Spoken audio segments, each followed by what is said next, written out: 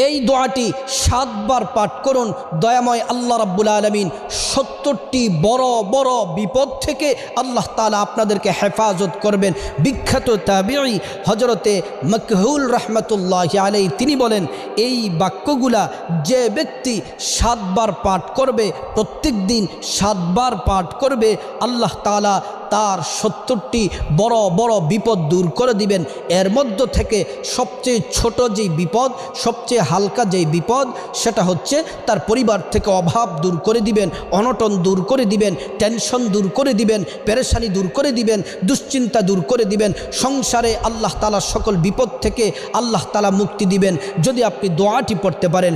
দোয়াটি হলো লা হাওলা ওয়ালা কুওয়াতা ইল্লা বিল্লাহি ওয়ালা মালজা মিনাল্লাহি ইল্লা ইলাইহি। প্রিয় দিনী ভাই ও বোন, কষ্ট করে দৈনিক এই দোয়াটি 7 বার করে